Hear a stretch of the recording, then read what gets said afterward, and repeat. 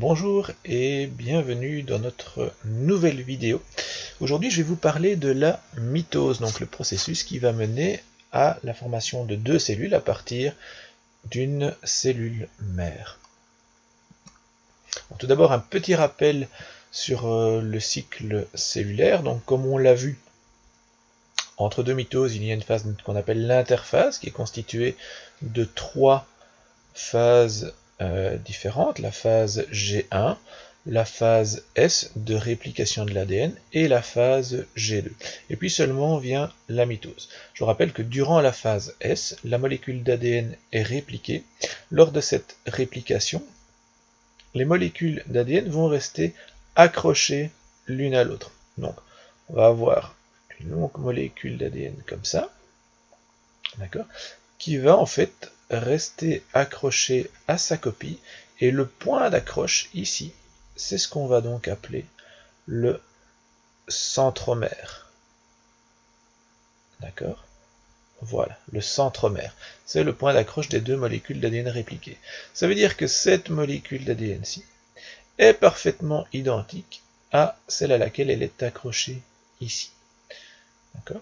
Ce sont les deux chromatides des chromosomes dont on va parler ici durant la mitose. Alors, au fond, que se passe-t-il durant la mitose? Regardons un peu cette vidéo qui va nous expliquer ce qu'il se passe durant la mitose. On va la regarder une fois sans faire de commentaires et après je commenterai la vidéo.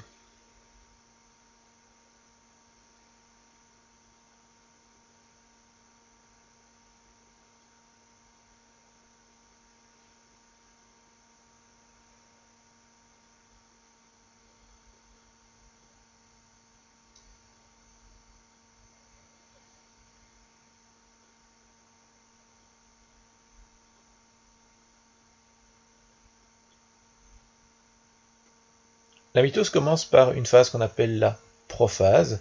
Durant la prophase, l'enveloppe nucléaire va se désagréger et la chromatine, donc l'ADN non condensé, va se condenser pour former les chromosomes. En parallèle, les centrosomes vont se mettre à deux pôles opposés de la cellule et les fibres du fuseau vont commencer à se polymériser, donc à apparaître. Donc on voit les fibres du fuseau qui apparaissent. Alors, les chromosomes en prophase, ils sont situés un peu n'importe où dans la cellule. Durant la métaphase, ils vont se diriger vers le fuseau et ils vont s'aligner. Vous voyez qu'un chromosome va se mettre sur une fibre du fuseau. Donc ici on a une cellule avec 4 chromosomes. Chaque chromosome va sur une fibre du fuseau différente. C'est ce qu'on appelle la métaphase. Vous voyez aussi que les chromosomes sont alignés plus ou moins au centre de la cellule. C'est ce qu'on appelle la plaque équatoriale. J'attire votre attention sur la composition des chromosomes. Chaque chromosome est constitué ici de 2 chromatides. Vous vous rappelez, durant la phase S de la mitose, l'ADN a été répliqué, les 2 copies de chaque molécule d'ADN restent accrochées l'une à l'autre par le centromère. Nous avons donc ici des chromosomes doubles qui sont bien accrochés au fuseau et ils sont accrochés au niveau du centromère à ce fuseau. Et donc chaque chromatide est en fait donc la copie de l'autre.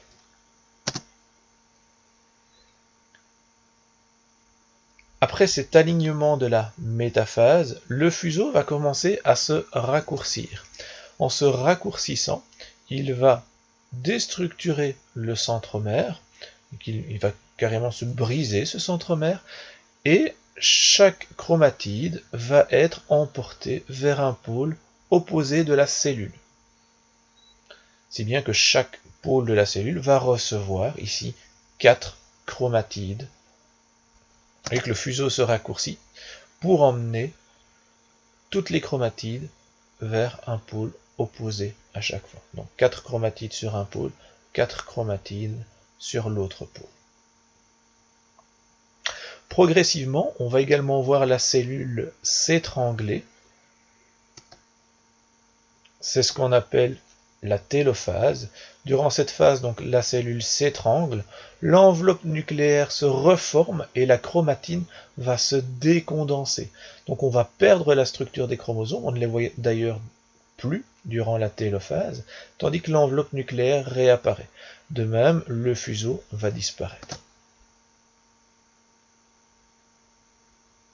Donc le fuseau a disparu, les chromosomes ne sont plus visibles parce que la chromatine s'est complètement décondensée, donc ils ne sont plus capables de bloquer la lumière pour une observation au microscope. C'est pour ça d'ailleurs qu'on voit les chromosomes au microscope pendant la mitose, parce qu'ils sont tellement condensés qu'ils arrivent à absorber, à bloquer en quelque sorte la lumière, si bien qu'on les voit par contraste. Alors, qu'est-ce qui se passe en fait dans une vraie cellule? Donc ici, on va voir une vidéo qui a été tournée sous un microscope, et on va voir comment se passe réellement la mitose dans une cellule animale. Et on va essayer d'identifier les différentes phases. Donc ici, on n'a pas encore de chromosomes, on est clairement en prophase.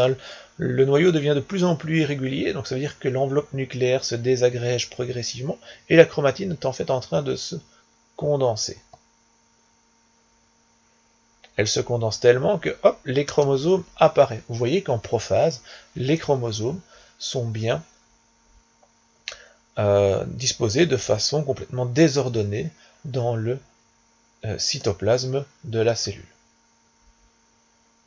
Alors ces chromosomes vont venir s'aligner sur la plaque équatoriale. On ne verra pas le fuseau, il est beaucoup trop fin, c'est impossible de le voir. Par contre, on voit que les chromosomes s'alignent effectivement plus ou moins au centre de la cellule, sur la plaque équatoriale. C'est donc la métaphase. Ensuite, on voit que les chromatides vont être séparées et qu'elles vont se diriger vers des pôles opposés de la cellule. C'est bien l'anaphase.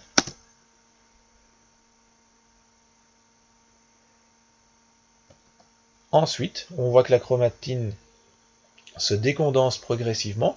On ne voit plus très bien déjà ici les chromosomes, tandis que l'enveloppe nucléaire se reforme progressivement pour former deux noyaux dans les deux futures cellules filles qui sont ici en train de s'étrangler.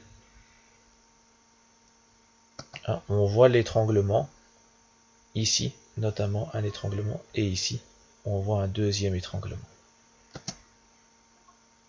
qui va se propager et qui va séparer les deux cellules. Alors donc, cette mitose, elle va permettre de répartir dans chaque cellule fille le même patrimoine génétique. C'est-à-dire que toutes les cellules filles, les deux cellules filles, ici, ont exactement les mêmes gènes. Elles sont génétiquement identiques. On reviendra sur la notion d'allèle un peu plus tard. Alors si maintenant on regarde au niveau de la quantité d'ADN dans une cellule au cours du cycle cellulaire mitose comprise, qu'est-ce qu'on remarque? Imaginons qu'on a une quantité Q d'ADN, une certaine quantité d'ADN dans la cellule. En phase G1, la cellule est en phase de croissance. Elle va se préparer tout doucement à la réplication et à la mitose. Mais la quantité d'ADN ne bouge pas. Ce n'est que pendant la phase S que l'ADN va être répliqué et que donc la quantité d'ADN va passer de Q à 2Q. On va doubler la quantité d'ADN vu que chaque molécule d'ADN est répliquée.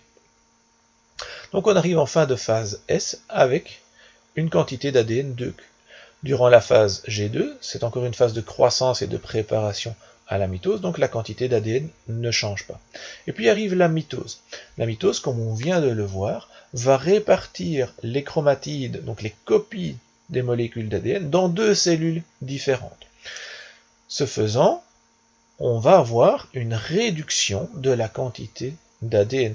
Chaque cellule fille va emporter une quantité Q d'ADN. D'accord ? Enfin, la cytokinèse, c'est-à-dire la séparation des deux cellules filles, a lieu, et le cycle peut recommencer. Dans chacune des cellules filles, on repart sur une phase G1, avec une quantité donc d'ADN de Q. Donc, le cycle cellulaire va permettre d'une part la réplication de l'ADN et d'autre part la division de ces molécules d'ADN dans deux cellules filles qui vont donc être génétiquement identiques puisqu'elles emportent des copies des molécules d'ADN de départ.